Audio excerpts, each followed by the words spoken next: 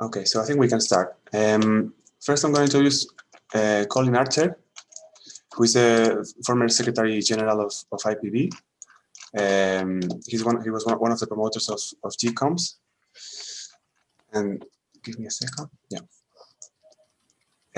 He's the 2016 Son McBride Peace Prize winner, and he was the Secretary General of IPB for 27 years. Colin Archer worked in service of peace and on the IPB community, both in building the membership base and in the development of and implementation of IPB's program over the years. He has worked on topics such as disarmament, peace history, conflict transformation, peace education, gender dimensions, development, and building a culture of peace. It's an honor for us to have you here, and I'll give the room to you first, Colin. Well, thank you very much, Kwikwe, and greetings to everybody on this call. I've been asked to speak about 10 years history of the global campaign on military spending, or GCOMS as we call it. But really, I would like to spend the time talking about 200 years of peace movement history.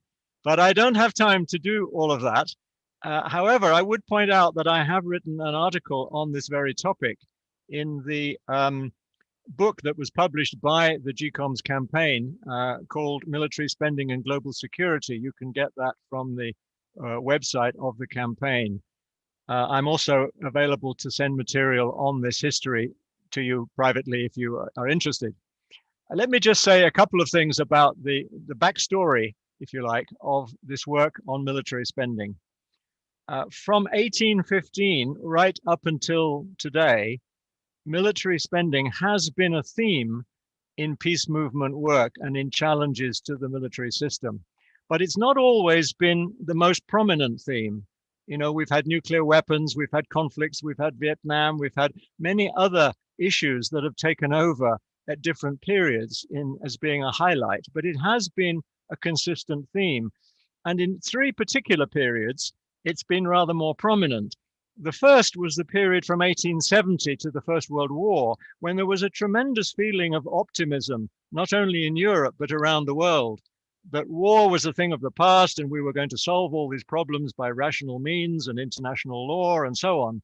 Of course, it didn't work out quite that way. We then had 2 world wars. But in that period, there was a focus on the unnecessary spending on the military. The second period was the 1960s, with the ferment and tumult, particularly in the United States, but also all around the world.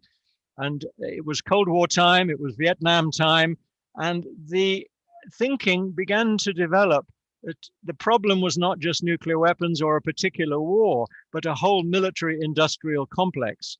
And even President Eisenhower, the great military general himself, warned against the overweening power of the military industrial complex. So military spending was part of that critique at that time. The third period is the 1980s and the 1990s, when the Cold War was winding down and the voice of the non-aligned movement, the global south, if you like, was getting stronger. And there were many calls in the United Nations to put the money into development rather than into conflict between the big powers. And this culminated in a major UN conference in 1987 on disarmament and development. There were also efforts to promote conversion from military industries to civilian industries. And there was the beginning of the idea of human security as a sort of overriding philosophy. And this was promoted by one particular person I'd like to mention. Ruth Sivard was a US economist who produced an annual report on military spending and social spending in a popular form, not an academic thing, but something that was more accessible. And she did that for about 16 years. And I think it was read by many, many influential people in the peace movement. So I came to IPB in 1990, and we were involved in nuclear weapons and peace education. And then the great turning point came, which was 9/11 in 2001. And so the campaign on military spending really began.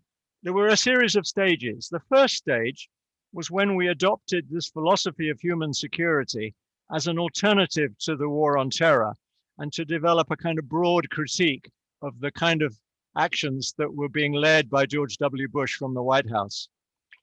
But it proved to be a rather too diffuse concept. It didn't have enough teeth to it. So we focused it down on a campaign we called Disarmament for Sustainable Development, which picked up on the work that had been done in the 80s and the 90s and the work done by governments at the United Nations, but also by grassroots groups. And so in 2004, and this in fact was an event that took place in Barcelona, I'm pleased to say, since we're in some way broadcasting from Barcelona today. That big conference that we organized, we had a whole day of discussions about the economy of war. And we felt that that was, to some extent, a missing topic. We focused not only on military spending, but also on the ways that military weapons and weapon systems and military practices affect development. If you think about landmines and small arms, for example, they had tremendous impact on sustainable development, and also on the whole justification and ideologies that back up the push towards more military spending. So we developed this campaign particularly because we could see there was a kind of gap in the peace movement landscape. There were campaigns on specific weapons and there were campaigns about particular wars, but there was no campaign really on military spending. And so we felt that there was a need for a global effort that was focused on this absolutely crucial aspect of the ways in which governments use our money, our tax revenues, to promote war. It was also relevant because military spending had dropped at the end of the Cold War in the 90s. You know, people were talking about the peace dividend and so on, and that money would hopefully be put into other things. Well, then we got 9/11, we got George Bush, we got Afghanistan and Iraq, and the military spending graph went way, way up again. So we felt this was becoming a very urgent topic. We had also finished a period of work as the International Peace Bureau on peace education, and we were looking really for a new theme that would join together our members in the North and the South, because many peace movements are really based in Europe, North America, Japan, and so on. We wanted something that would appeal more to our partners in Africa, Latin America, and Asia, and this seemed to fit the bill. So in 2011, having done all kinds of conferences, seminars, publishing, and many other initiatives, networking around the world, we decided to offer a kind of specific day when organizations that supported our work on disarmament for development could focus on military spending. So with our partners in Washington, in fact, the Institute for Policy Studies, we put together the Global Day of Action on Military Spending. The first year was 2011, just around the time that the Arab Spring was getting underway. Now it began as a single day, and it's now a whole season of work in April and May, because we found that, you know, what may suit one group in terms of the date may not suit another group. Everyone has different calendars, so we needed to be flexible about the date. And so now it's extended to approximately a month when all kinds of activities around the world take place. The next stage was that in 2014, we decided to create GCOMS, the Global Campaign on Military Spending, which would incorporate the global days, but would be an all year round campaign that would enable organizations, particularly at the grassroots, but also working in national capitals, to focus on this issue, particularly, for example, when government budgets were being assessed and approved in parliaments and congresses around the world. And sometimes that's in the autumn, not during the GDAMS period of April-May. The reason that we chose April-May was that we wanted to tie in with the date chosen by SIPRI, the Stockholm International Peace Research Institute. It's a very highly respected think tank and research institute, which publishes annual data on all the world's military spending from around all the governments. So since they publish that, we wanted to put our event on the same day in order to capture some of the media interest that is generated by the SIPRI announcements. We need to do a bit more work on that. We have never really had a big splurge linked to the SIPRI reports, but that was certainly the concept, and I think there is some validity to it. I'll just say a little bit about the themes that we've adopted during the GCOMS, the life of GCOMS in the last, let's say, 10 years. We're very conscious that it's not enough to simply say we oppose military spending. We think this is the wrong thing. We want different priorities. We want to show that there is an opportunity cost in specific sectors. And the first obvious one was development, since it was disarmament for development that was the original campaign based on the United Nations work over many decades and many resolutions in the General Assembly and so on. There was a whole set of standards that had been established, at least in theory, that governments should respect to put more money into sustainable development than into conflict. The second, that theme came to the fore really, and we had a highlight moment in 2012 when there was a big summit in Rio de Janeiro on social development and sustainable development. And there's a particular action that we did that I think was highly memorable. We worked with some friends to create a visual symbol of disarmament for development called the bread tank. This was a homemade metal tank, a huge, great object covered with bread that we then paraded through the streets as part of the parade leading to the conference venue. And then we took it to the slums up in the favelas of Rio to give the bread away. So we felt this was a very nice, and it got a lot of coverage, and a lot of images went around the world. You can probably still get it on Google Images.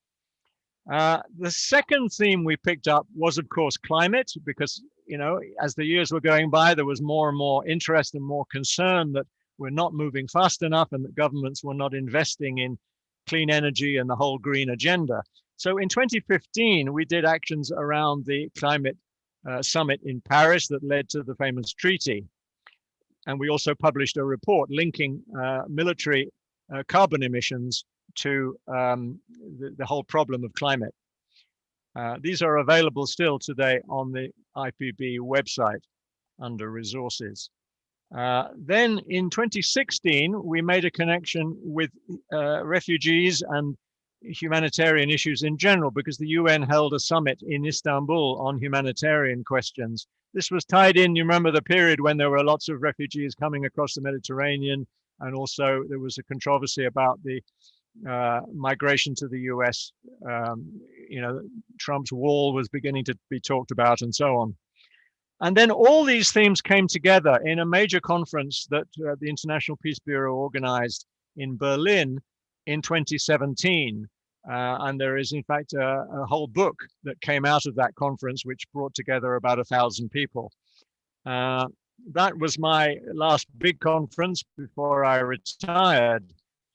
However, I will just say a few things before I finish about the campaign itself. In most of the years we've been running it, we've had around 100 actions of one kind or another, tremendous range of different actions in 30, 40 countries. Maybe Kwikwe has more recent data on this, but I think by setting the style of the campaign rather loose, it has allowed all kinds of organizations, not just peace organizations, but faith groups and many different sectors, environmental, human rights, development groups, were all able to find their space within this campaign. We've also, I think, done fairly well to expand our reach geographically. In recent years, we've had many really important actions that have taken place in places like the Philippines, Uganda, Senegal, Mexico, Chile, and so on. Not necessarily the countries where there has been a traditional, let's say, northern peace movement. And that is tied to another aspect I'd like to highlight, which is that by focusing on the economic roots of war and militarization, we have, I think, done something to connect the peace movement to the wider left and critical social movements that are represented at this World Social Forum. Whereas previously it had been sometimes a little difficult to make that connection. I think now, by focusing on the economics of the problem, it has helped us to make that link. As for the challenges, I think Kwikwe will talk about this, but my thoughts are two. One is that we must build much more strongly on the work we've done to reach out and to partner with other sectors. I'm thinking about not just the ones mentioned, but also Black Lives Matter, gender equality, human rights, the whole range of social transformation. Military spending can take its place within that range of organizations and movements. And finally, I'd just say that the nature of the problem as a global problem, but with very different shapes in different places. Some countries have huge military spending. I don't need to name names which countries are the biggest spenders. You'll hear more about that later, perhaps. But also in countries that are relatively small individually, but may have very repressive militaries. Look around the world and see these nationalist populist governments with these big men in power. I don't need to name names. It is a genuine challenge for all of us to undermine their power and to bring a more democratic approach. And to that extent, by framing the campaign in a rather loose way, each national group can develop its campaign in its own way. And I think that has been quite successful. I'm still looking forward to seeing really strong national coalitions with strong grassroots elements, but also a presence in and around the parliaments, because after all, it's governments that are making these decisions with the support of their parliaments, and we need to challenge them at the national level as well as local and international. So I'll leave it there. I'm sorry if I've spoken a bit too long, but it's a lot of things to cover. But very interested to hear your comments and questions. Thank you very much.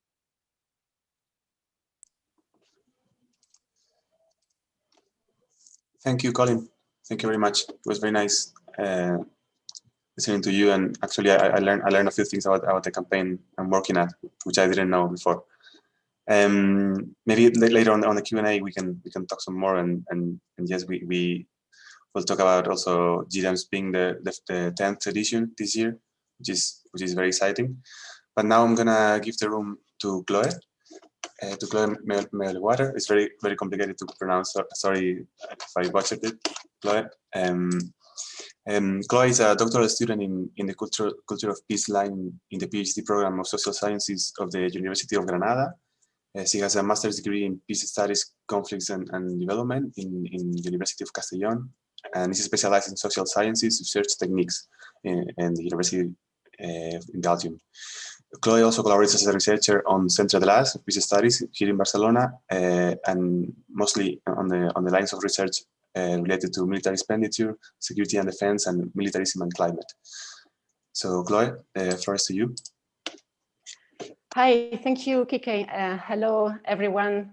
It's a pleasure to be here today at the World Social Forum to share with you some of the insights of my findings of my investigation about military expenditure.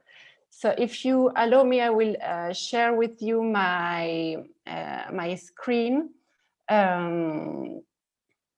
Just give me a minute. Here it is. So can you see my screen? Is it okay? Yes.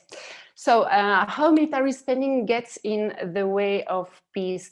To answer that question, I will build on three points. Okay, I have to do it from here. Okay. So first, how military spending facilitates a state's decision to engage in armed conflicts. Second, how military spending is linked to the climate crisis. And three, why peace dividends are a great opportunity to build a peaceful and sustainable world. Okay, so first, how military spending facilitates a state's decision to engage in armed conflicts.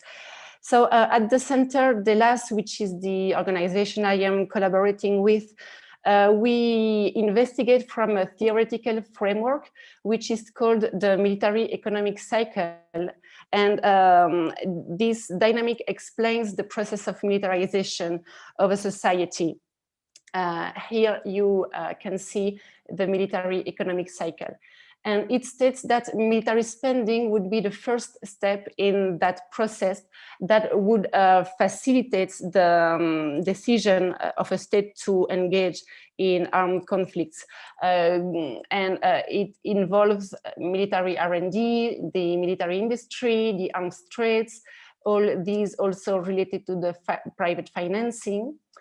And after armed conflicts, there would be a renewed need for arms, which would legitimate the approval year after year of the military spending for every state. My personal investigation on on the military economic cycle is to provide some statistical confirmation on military expenditure, arms trade, and armed conflicts. So what I do is statistics. I work with numbers, and the investigation of my PhD is on panel data. Panel data are data that cover a large number of years, in this case 1949, 2019, and also consider a large number of observation, in this case 170 countries. So I use data on military expenditure and armed transfers from the CIPRI, and data on armed conflicts come from the UCDP. Here you can see the summarize of the investigation. What I have found is that the more the military expenditure, the more the arms imports, the more the arms exports, and also the more the probability for a state to participate in armed conflicts. Also, I have found a relationship between imports and war. So the more the arms imports, the more the probability for a state to participate in armed conflicts. And I would like to deepen into two of these relationships. First, the probability for a state to participate in one or more armed conflicts depending on its military expenditure.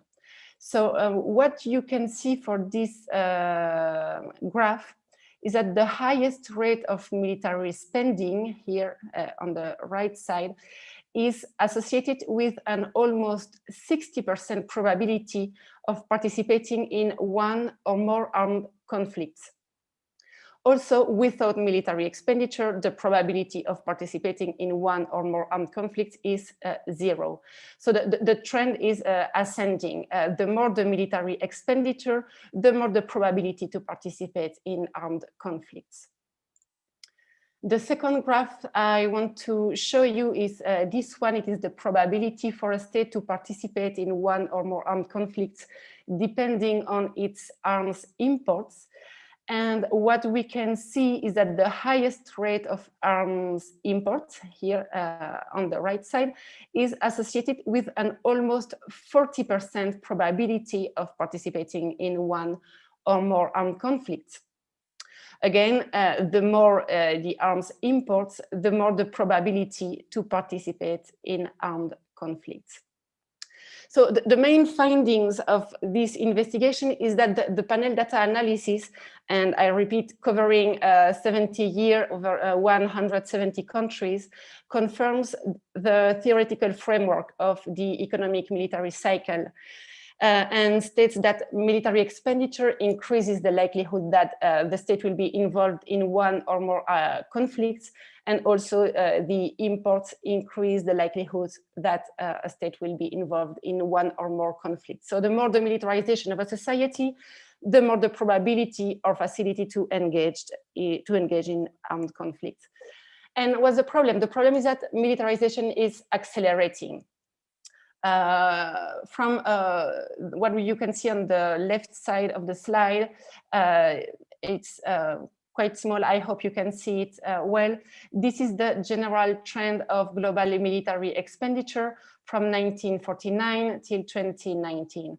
And what we can see is that military expenditure of an ascending trend, And last data show that military expenditure has never been so high in history.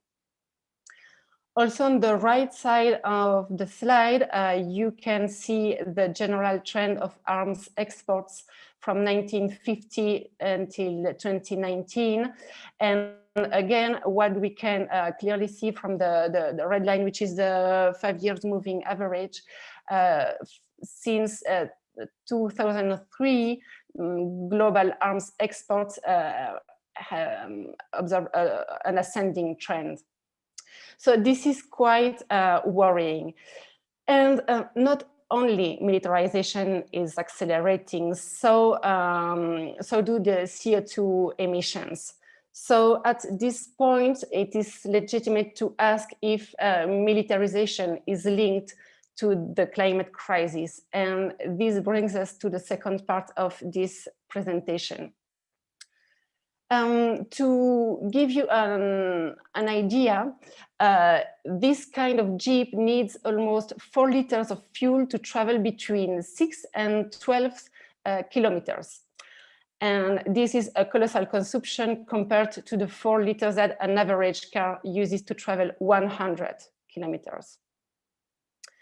Also, other facts show the relationship between the military and the climate crisis. For example, the US Department of Defense is the largest consumer of oil in the US and the largest industrial consumer of oil in the world. Also, a recent investigation, also based on panel data analysis, show that the greater the military expenditure of a state, the higher the CO2 emissions of that state. And it is not only during wartime. The military contaminates both during peace and wartime. For example, regular military activity generates lots of toxic waste. Also, there is a need for resources, energy, and this includes the contamination, everything related to national and international military bases or military training. Weapon testing, well, of course, you need resources and energy for the research and development of new weapons. It involves huge environmental impacts, such as pollution, deforestation, loss of biodiversity, and so on. And it generates toxic waste. The arms productions involve other environmental damages, such as those related to the extraction of raw materials. There is a need for resources and energy during the supply chain and the final assembly of the weapons. Arms transportation, well, it's quite clear that the export and imports of these weapons involve resources, energy, and contamination. Well, now during war, war involves other damages such as deforestation, loss of habitat, water pollution, contamination of agricultural land. And it doesn't stop here because in the post-war time, there is a huge need for materials and energy for reconstruction. Also, landmines and unexploded munitions remains a threat for the environment and the people. So everything I have said can be related to each of the steps of the economic military cycle. So after such depressing news, this is the time to find out how the reduction of military expenditure can be an opportunity for peace and to build a sustainable world. What are peace dividends and what are they not? Peace dividends are the economic resources derived from the reduction of military spending, but alone it is not enough. As we have observed after the Cold War, in fact, the world has seen have had a lost opportunity, because after the Cold War, there has been a huge reduction in global military expenditure, but these resources have not been used to satisfy human basic needs. Some evidence show that instead those economic resources have been used to fix the deficit budget of the states. So in order to truly be considered a peace dividend, the resources derived from the reduction of military spending must be first reinvested in the satisfaction of human needs, but also must be complemented by other measures, such as the reconversion of the military R&D and the military industry into civilian R&D and civilian industries, the reduction of military personnel so that the demand for weapons will be reduced, the closing and reorganizing of military bases, and the destruction of weapons. So this brings us a last time to the military economic cycle that you know now very, very well. So it is here in gray. And this slide shows how the reduction of military expenditure can truly be a peace dividend. So the reduction of military expenditure should be reinvested in social spending and complemented by this reconversion, military R&D to civilian R&D, military industry into civilian industry, the destruction of weapons, the contraction of arms demands. And if all of this is done, then the reduction of military expenditure can be a tool for the financing of social policies to meet basic human needs, the sustainable development goals, and ecological transition. So in 2019, global military expenditure was $1.92 trillion. And we can imagine what could be done for a sustainable and peaceful work with an 10% reduction in global military spending, which is what the GCOMS campaigns claims for. So thank you very much. It has been my pleasure to share this with all of you. Thank you. Thank you very much, Chloe, for such an insightful and an innovative presentation. I think your research is very essential, and we need more of that. And thank you so much for sharing it with us. So now I'm going to give the room to Tori Bateman. Tori is the political advocacy coordinator of the American Friends Service Committee in the United States. She's been coordinating advocacy efforts around cutting the Pentagon budget in the States, especially with faith groups who view ending military approaches as a moral issue. Her work also includes advocacy to cut other types of military spending as abusive immigration enforcement agencies. So, Tori, the floor is to you. Thank you. Thanks, Kike. And thanks, Chloe, for a great setup to what I'm going to talk about, because basically my role here in DC with the American Friends Service Committee is trying to explain the need to shift all of that militarized spending into the provision of human needs that Chloe was talking about. The case study of the US is a really interesting one. And I'm going to be sharing this with sort of an overview of current US military spending, the way this impacts people around the world and in the US negatively, and then go into a little bit about the opportunities during the Biden administration that we have to make cuts to this budget and reinvest it. And I thought I'd start out with an ad I saw this week that really encapsulated my philosophy on the military budget. And this ad was from Lockheed Martin, which I think many of you will know well. This is a really large military contractor in the US. And that's the first thing I've seen them say that I agreed with. This ad said the choice between, well, it was about Lockheed Martin's technology, and it said the choice between solving today's problems or solving them for decades to come. And I agreed. I think they meant to position themselves as the lasting solution, but it could just as easily be read to say that the defense industry and militarism is standing in the way of lasting solutions to our problems. Our choices as a country in the US to spend money on weapons and war gives us significantly fewer resources to solve today's problems, whether that's hunger or climate change or public health. And like I said, we're a really interesting case study for people interested in the military budget just because of the sheer size of our military budget and our military footprint around the world. It's a key target for those of us who want to decrease militarized spending, especially. It's ridiculous to look at how much we spend in comparison to the rest of the world to start. In 2019, SIPRI, which Colin mentioned earlier, the Stockholm International Peace Research Institute, reported that the United States by itself made up 38% of global military spending. And it's not just in comparison to the rest of the world that our security budget looks ridiculous. It's also really disproportionate in comparison to our own total spending. In 2021, so that's this year, Congress was able to decide how about $1.375 trillion got spent. This is called the discretionary budget in the US.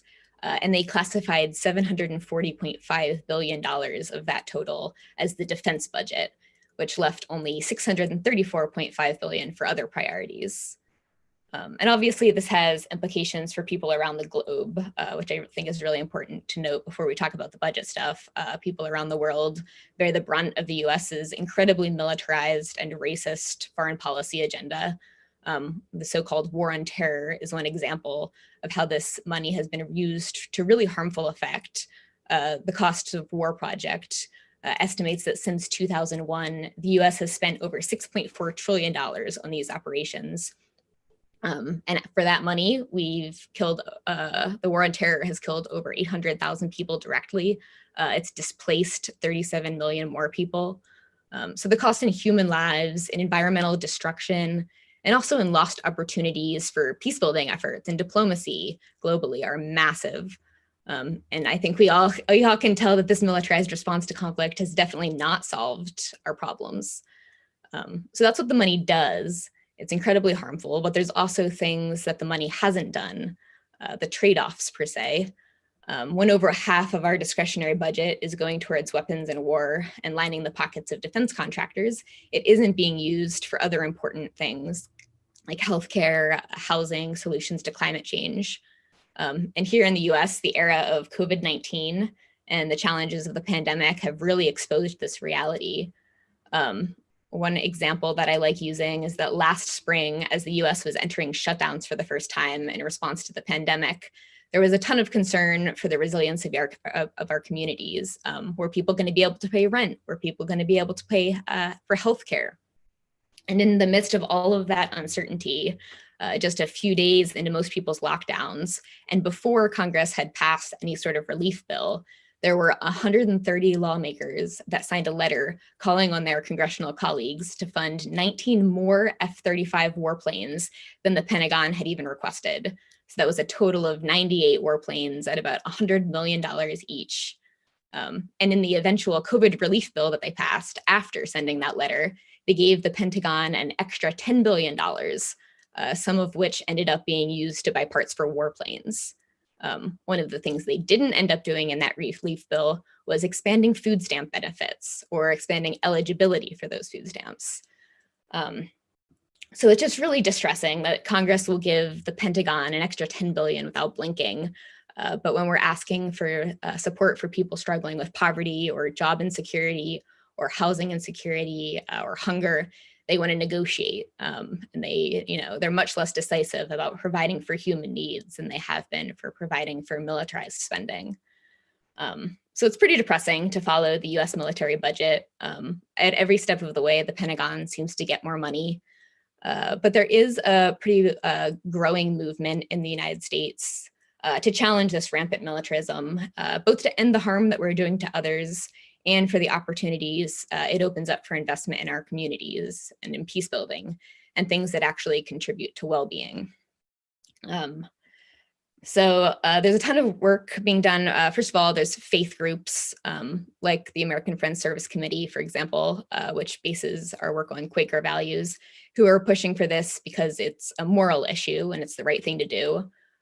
There's also a lot of politically progressive groups who are working on this, including the People Over Pentagon campaign and the Poor People's Campaign, who are leading these efforts because they want a more humane foreign policy, and they recognize how much we can get done with this money if it were invested in common well-being. And we do even have some conservative groups on board with cutting the Pentagon budget. It's a really interesting political issue that way, and that it does span a lot of ideologies. I will say that those conservative groups aren't quite on board with the invest piece of it as much as the rest of us are, but they are on board with cutting the Pentagon budget to an extent. So last year, really excitingly, on a really big defense bill, it's called the National Defense Authorization Act, these groups were able to get our Congress to vote on an amendment that would have cut the Pentagon budget by 10% and reinvested that money back into communities with high levels of poverty. The amendment ended up getting 23 votes in the Senate out of 100 total, and 93 votes in the House out of 435 total possible votes. So obviously it did not pass, but these were actually fairly exciting numbers for this issue that showed us evidence of growth of the movement. And a really exciting vote, we got Chuck Schumer. He's a senator who is currently in control of, or in charge of the Democrats in the Senate who voted yes.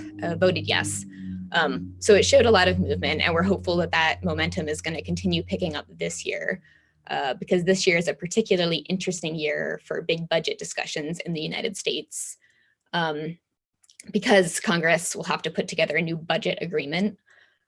These agreements basically set the top line numbers for spending for the year, but they also determine how much of that is going to be defense spending and how much of that is going to be everything else. So a budget agreement is how we got that breakdown of $740.5 billion in defense spending to $634.5 billion for other priorities that I had mentioned earlier. So this year, Congress has to figure out those levels for fiscal year 2022, and they have not yet decided on that breakdown between defense and non-defense spending. And we have a new administration, we have Democrats in control of the Senate, and we see this as a really big opportunity to push forward this message of using the Pentagon budget and reinvesting in human needs. And this process is led by the Senate Budget Committee, which is led by someone that you may have heard of, Senator Bernie Sanders, who was actually one of the leads for that 10% amendment, 10% budget cut amendment this past year. So there's a lot of opportunity. We're not sure if we're going to get cuts. We might get a flat level of spending next year. We might get increases for all we know. But we see a lot of hope over the next year and a lot of reason to put energy into this issue. So to sum it up, the US spends way too much on the military. It's hurting people who are targets of our racist and militarized foreign policy. It's hurting people in the US as well. Taxpayer dollars are going to wars instead of making sure that people have healthcare or housing. And it's hurting us, it's preventing us from tackling larger global problems like climate change that pose actual existential threats to us all. But this year feels a little more hopeful. We hope to see at least a flat line, maybe even win some cuts in this area. And we're going to keep pushing the administration and Congress to start investing in human needs rather than weapons and war. Thank you all for caring about the issue.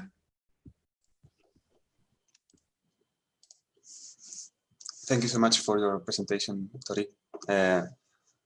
I speak for myself, but I'm sure many others will agree that our eyes are on the States for quite a while now, and let's hope things will change for the better now, because it's been very, very depressing indeed. So now I'm gonna give a short presentation presenting GCOMS, and then we can move to the Q&A round. I see there's a couple of questions on the YouTube panel, and there's one question here on Zoom room. But first, for those of you that don't know GCOMS, I wanna make a short intervention presenting what we do. As Colin has already said, this started 10 years ago with the Global Day of Action on Military Spending, that later on 2014 became a year-round campaign, the Global Campaign on Military Spending, which is an initiative of the International Peace Bureau. The aim of the campaign, as Colin has already mentioned, is to raise awareness on the excessive amount of money, of public money that we spend on year after year on the military system all over the world. Our community intends to impact at the budget decision-making, especially at the national level, so the resources are relocated to sectors that we consider essential, like, for example, covering human needs or addressing environmental emergencies. As Chloe has mentioned, we addressed this specific part of the military economic cycle that we believe is crucial. It's paramount because it can be said that it starts the wheel of military cycle that leads to war. So military spending is this first impulse to the military industry, and it's the money with which most weapons are bought, because, as you know, weapons are mainly bought by states. So we are addressing this particular aspect of the military economic cycle because we feel like that doesn't get so much attention, and after all, it's our money that we're talking about. It's the money that we pay with our taxes that is being spent in this violent system that we live in. So it's important that we consider this an issue that affects us because we are the ones that can decide governments, and we are the ones that should be deciding what our budgets are allocated to. So why do we question military spending?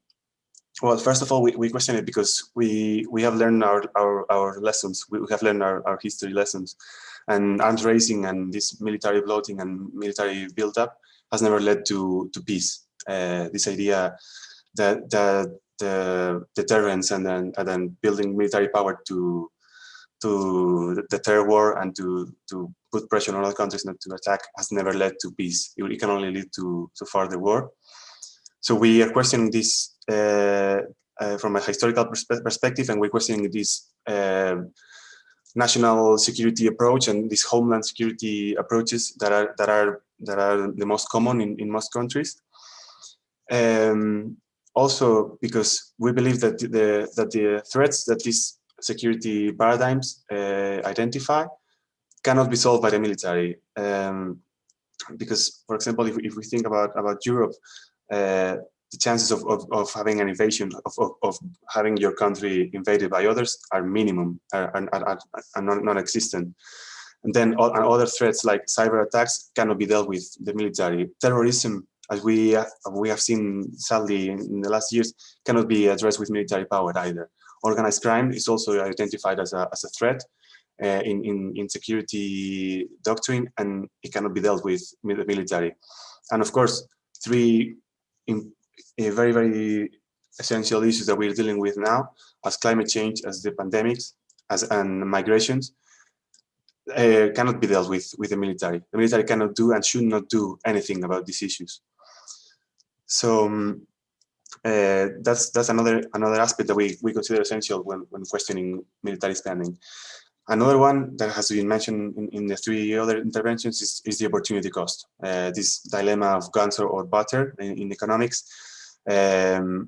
It's essential that we start the conversation about this, because we need to understand that this is I don't know how to say it in English, but a zero-sum game. And the money that we spend in one ministry, we're losing it in another. And we have seen the effects of these poor priorities and in the last year, because we've seen that the most powerful militaries in the world could not do anything to protect their people against a small virus that has destroyed our way of life. And all this money that we spend on defense, on protection, and security could not do anything.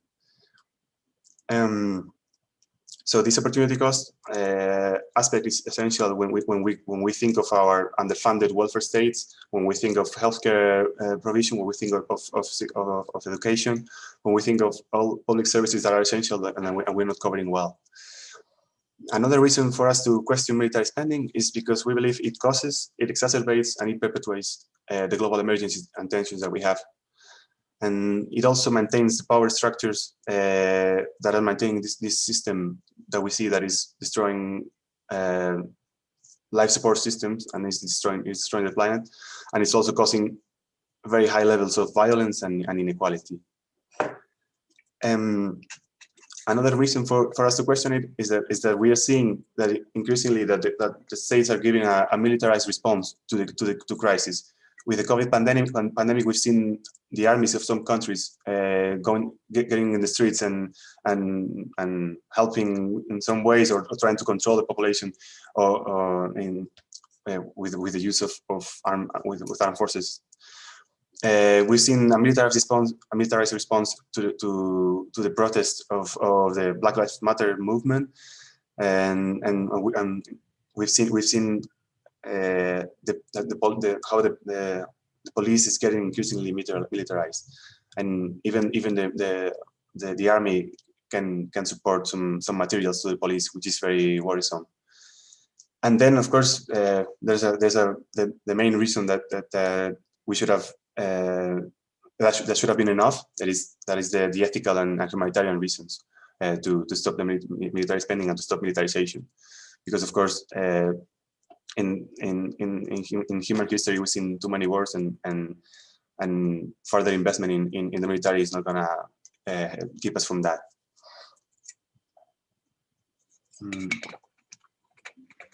So our alternatives from the GCOMS campaign, we defend is a human security model. It's a human security paradigm that will put people in the center, and that will keep in mind other security aspects that the current paradigm is not taking into mind, as the economic, food, health, environmental, personal, cultural, or political aspects of security, which are not being taken care of now. We believe spending in different sectors and having different priorities can help create this social safety net that would have been so useful now in this context. It can help us, for example, cover the SDGs, the Sustainable Development Goals, which are a matter of equality not only within countries but also internationally, and it can help cover. It can help have universal and quality public services, as I've said already. An alternative, of course, would be diplomacy, transparency, monitoring, resort to legal arbitration, mediation, multilateral organizations, demobilization, disarmament efforts, conflict prevention and transformation. So we believe changing this paradigm and betting on these other aspects is a better way to relate between countries. Another alternative for us is a conversion from the military industry to civil industry. I believe there's a question in the chat panel, so maybe we can address it later. But of course, from our point of view, it's essential that we convert the military industry to civil industry. And there's a lot of research that proves that it creates way more employment, the civil industry, than the military one. And there's even proposals as the arms to renewables from the campaign against the arms trade in the UK that propose that these workers that work in the military industry go work in the renewable energies industry, because they have same qualifications and there are some similarities between sectors. So this is a proposal that we're also supporting. Of course, we also support all non-violent alternatives because are more abundant, are morally superior, are drastically less costly, and are more appealing to the great majority of people, which is in a high percentage against war of all in any way. And just to finish, we believe that it's important for us to have an intersectional and all-encompassing analysis connecting the dots between the different forms of violence, because that will help us connect with other social movements, as the feminists, as ecologists, and climate protesters, as anti-racist and indigenous groups, human rights and social justice activists, because we believe we have a common diagnosis, and we can build alternatives together that are more peaceful, that are more sustainable, and are more just. So I'm gonna share my screen now, just for a moment, just for you to see. Please give me 1 second. Sorry about this. So this is what we did last year. Now I'm gonna move to GCOMS, which is the Global Days of Action of Military Spending. In 2020, this normally happens from April to May, and of course, amidst a huge pandemic and this immense crisis, we change our scope and we try to bring attention to the opportunity cost of spending in warfare when we should have been spending in healthcare. So we made these comparisons just for people to get their heads around these immense figures.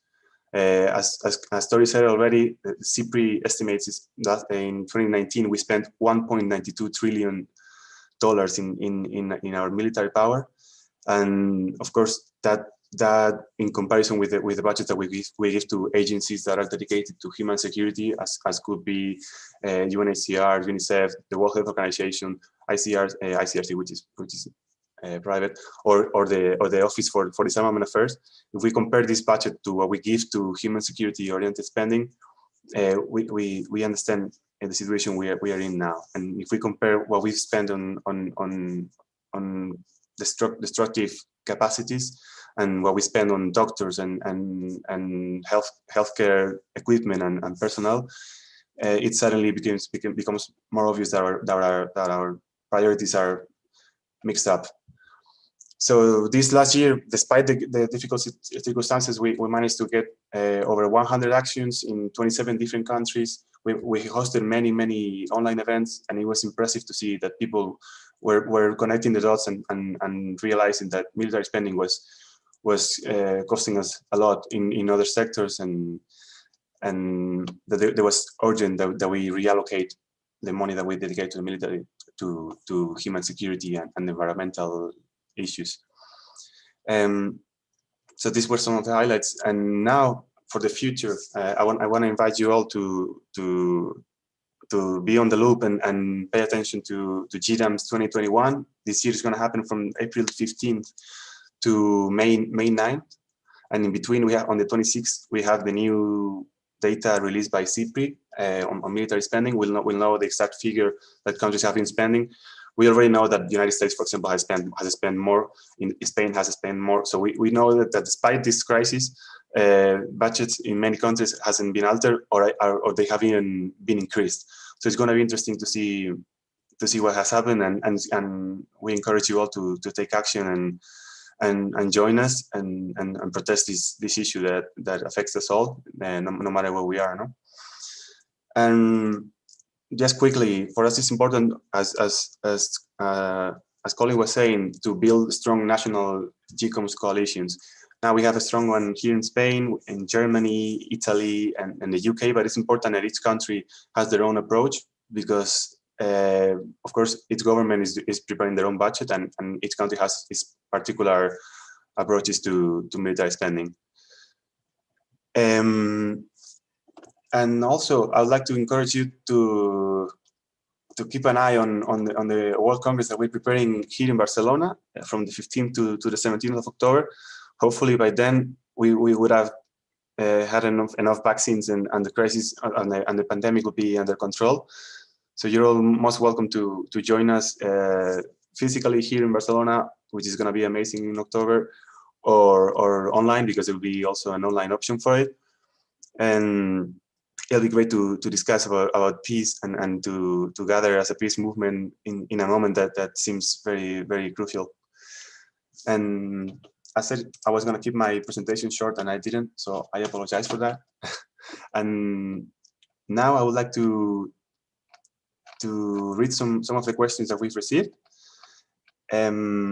I see that Colin has already answered one, but I would like you, Colin, to maybe answer it with more detail, so everyone that is not in the Zoom room can see your answer. So we got the following question, that is, do you think that with industries converting to producing the equipment required during the COVID crisis, we may have learned something for the future? As a lot of the time it's jobs that people worry over, it shows that we can convert from military to peace production. Colin, do you want to take over?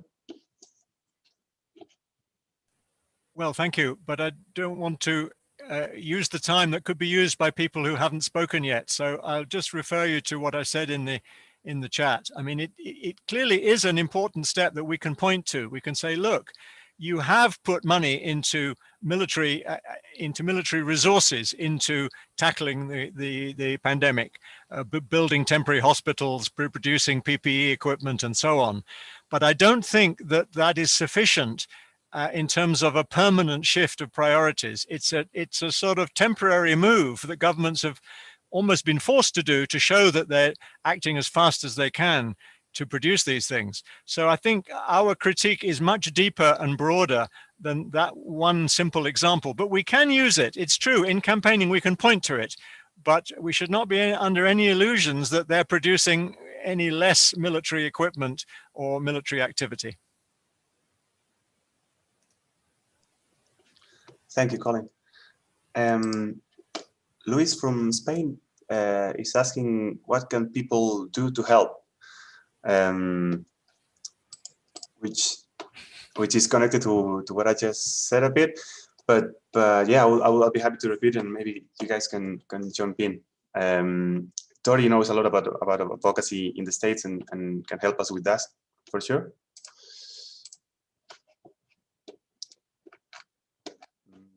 Tori, do you want to jump in and encourage people to take action in a way?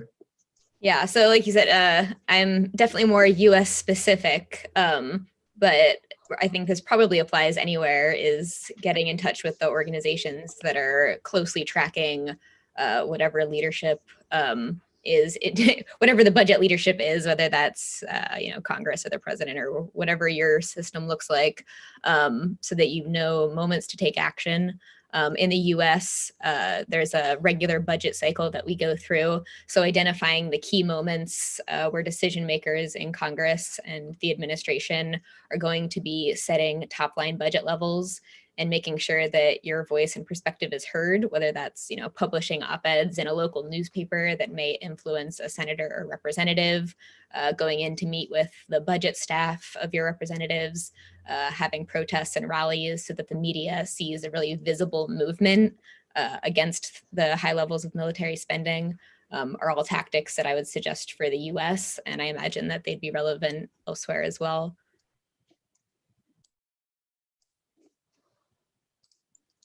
Thank you, Tori.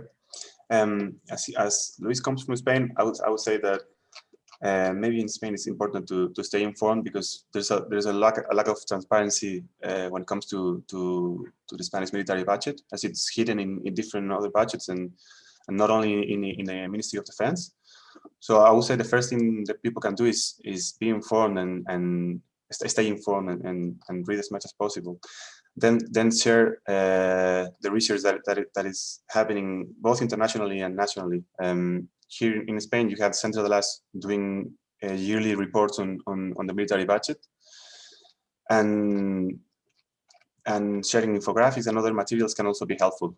I think the important thing is to get the debate going and alive, and of course put the pressure on government as much as possible. Now in Spain has a progressive government, but despite that, the military spending has increased for the year 2021, which is inconceivable from a left point of view. So yeah, I would say that increase the pressure on governments in all possible ways. Yeah, Chloe, you want to jump in? Yeah, I would add maybe another way to participate is stopping participating and in some way, for example, in this military economic cycle, for example, an option could be to find out if your bank invests in the military industry, and if it does, then you just could go to the ethical banking. And as I understand, you are in Spain, we have lots of options here in Spain. Depending on the country where we live, we can also do some fiscal objection to military spending. In Spain, this is possible. So those are options to stop contributing in this military economic cycle. And of course, please just join us in the GCOMS campaign.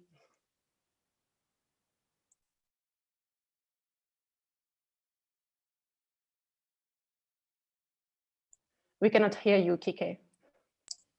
Sorry about that. We have a question from Tamara Lawrence from Canada. It's more of a reflection. I don't know if Tamara, I see that Tamara is in the call. I don't know if she wants to make the question herself. If not, I can read it. But she was talking about NATO, and she says that I think we should also call out NATO as a big part of this problem. NATO is constantly pressuring Canada and other member states to increase military spending. At the Nato Summit in Wales in 2014, all NATO members made a commitment to increase military spending by 2% of GDP by 2024. We need to resist this call. We need to resist this and call for the abolition of NATO. It's actually not a question, it's a claim, but I could not agree more. And it's definitely something that can be interesting in the following months. Now that Joe Biden is in the administration, we need to see if NATO is going to put the pressure that has been putting. I would expect that they will. And maybe Rainer Brown, IPB director, that is in the call and is part of the No to NATO platform, can help us with that. Would you like to do some reflection on NATO? Yeah, first of all, thank you for such a highly interesting webinar. It's really a lot of information and really a good discussion. And excuse when I'm a little bit exhausted. We are working since the early morning, putting one after the other event together, and up to now it went really well. Let me underline the NATO point from Tamara. I think we should have in mind the 2%, the NATO enlargement, also the discussion about new NATO countries. Biden said in an interview, I think 2 days ago, that he will again open the discussion about Georgia joining NATO. This is again a direct confrontation with Russia. And we all know all the development of the so-called global NATO, the new NATO partner agreements with, above all, with the Asian countries, from Japan to Australia, New Zealand, to Philippines, and. So definitely when we are discussing about arms race and military spending, we have to mention NATO as a very, very important point. And I think we will have actions to NATO. Maybe they will be quite at the same time like GCOMS, because there is a discussion that the next NATO summit will be in combination with the Munich Security Conference in the second half of April. They hope that the pandemic is over, that they can have the summit in Brussels. So this would be the first time then either the president or the vice president of the United States will come to Europe. And I think it's a good time for putting the disarmament question on the agenda, because I think it is absolutely urgent. I miss one point. I think a key point for all of us is that we have, with our different activities and actions, really come back to the situation where disarmament is a topic in the public debate. Up to now, disarmament is a topic of peace activists, peace movements, a little bit of the surroundings, some interesting people, left-wing oriented guys, a little bit trade unions. But it's not in the middle point of the public debate. And I think before we can change something, it must be really a societal debate about disarmament, armament race, and the alternatives Colin and the other were mentioned. So my key point is, whatever we are doing, we always should think how we can bring our topic a little bit more to the mainstream societal debate, because this is for me the start point with whom changes starts. And to underline this, I would shortly report, and I think Kike knows it, about the German coalition. I think the German coalition, and now I'm not speaking for IPB or in the name of IPB, I'm speaking as one of the organizers of the German coalition Disarmament. We developed the last year a disarmament coalition, which includes not only the DGB, the trade unions, but also the two biggest trade unions, which include Friday for Future and the biggest environmental groups, which includes, which is very important for us, the umbrella organization of all cultural organizations in our country. It's called Cultural Forum, which include the World Hunger Aid organizations and the umbrella organization of all youth organizations in Germany. And with these organizations, we developed on the 5th of December, 2 days before the German parliament decided about their budget 2021, 1 day of action. And surprisingly, we all were astonished in these pandemic crisis. We had more than 100 actions at that day in Germany. So it shows that this is possible. I want to encourage all of you in all countries to try to develop the same broad coalitions, which is for me the background that we really can get or come back with our disarmament question in the middle point of a public debate. And then I think many, many more central actions, demonstrations, rallies are necessary. But please think always how we can bring it broader in the discussion of our society.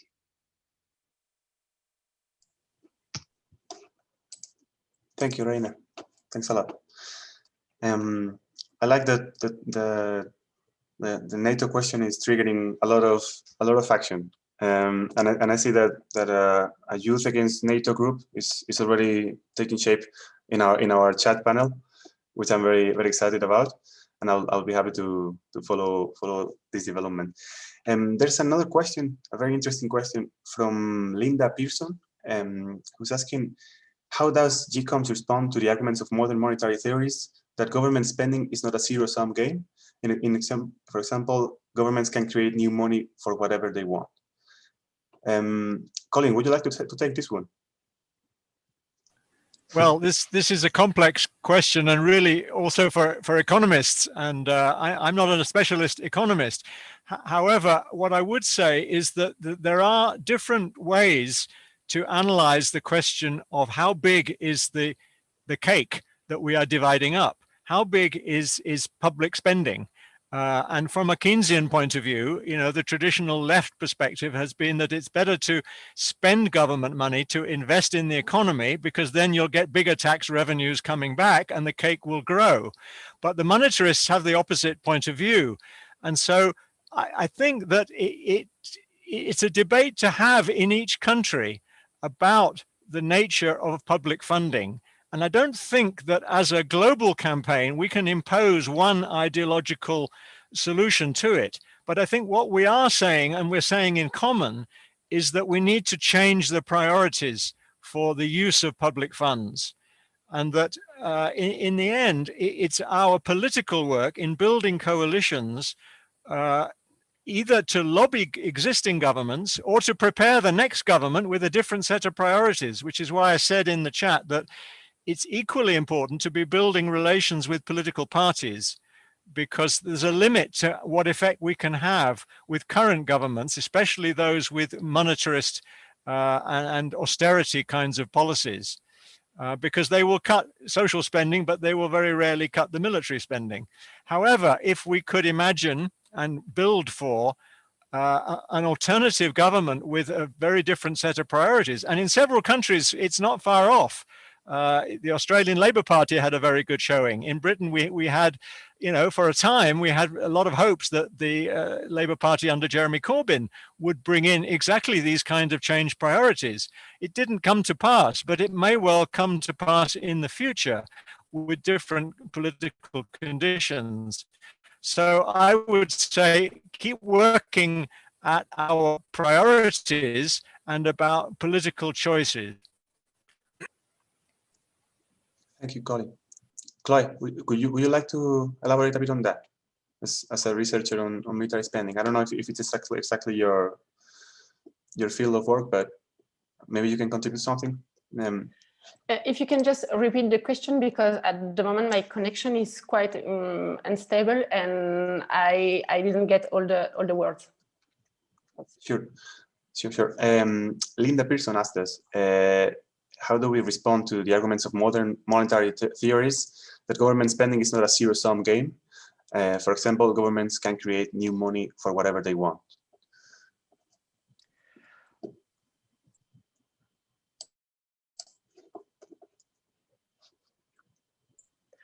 I'm not sure you can create new money for whatever you want. I'm not an economist either, but I'm not quite sure about that. I also think it's a matter of priorities. It's the matter of the security paradigm that is hegemonic at the moment. At the moment, we think most in the government think that security is a matter of weapons and soldiers and so on. And I'm quite sure in the streets, security could be associated with all these aspects of human security, because there is money. There is always money when there is a catastrophe, when something happens.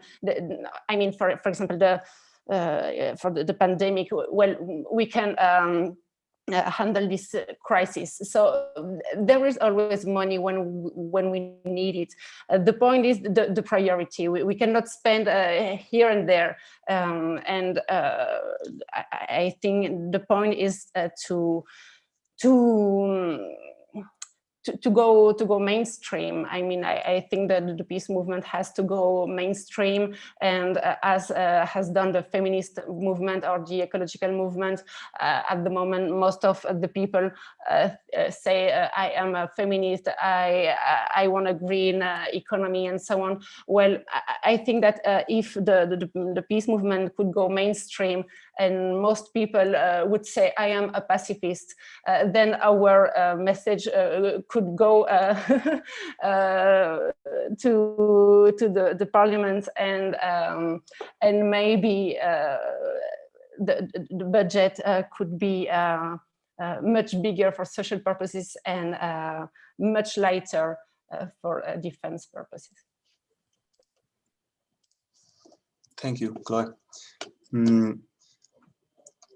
I think it's an interesting debate that we could have about how military spending hasn't changed that much in neoliberal times. So we've seen huge austerity policies start, especially during the crisis in 2018. But military budgets, in comparison, in most countries, didn't decrease as much as social budgets, as the money that we were allocating to education, health, or other aspects like that. So it's an interesting conversation that we should have, no? So these people that believe the government should be small, at the same time they advocate for big military and big police. So this, for me, connects with a bit of the neoliberal ideology, and for example, Milton Friedman used to say that he wanted a small government, but that they should keep armed forces for the enemy within and abroad, like interior and exterior enemies. So he was advocating for a small government, but at the same time, strong police and military. So there's this incoherence, in my opinion. It's not very congruent what they advocate for here. And this also connects for me with another debate regarding the debt that we create, that governments create. And it's something that CIPRI does not take into account when they calculate military spending. But in Centre de las, when we do the calculations of military spending in Spain, we do include a percentage of the debt that the government is creating by giving this budget to the military. So I think it's also something to take into account, because I agree with you, Chloe, that this idea of creating money for whatever we want it's a bit biased. Yeah. So I see one more question from Luis, also from Spain. He's asking if we have educational program or activities to concern children in the schools. We do not have educational programs yet, but we do have a lot of resources and materials that can be somehow educational. We have a handbook that I encourage you to take a look, but it's a very good proposal that if we started to create some educational materials. We've done some sessions in schools with high school students, and it's very interesting for them to think about this, because it's something that doesn't come up in their lessons normally, and we will definitely look into that, because it's a conversation that we should have in schools for sure.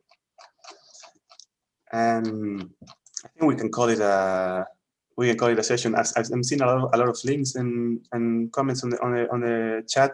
I'm very thankful and happy that the conversation is living there. I will make sure to post all these links in the YouTube channel for the ones that have happened in the Zoom room. And yes, I just want to thank you everyone again, especially the speakers, for joining us on a Sunday.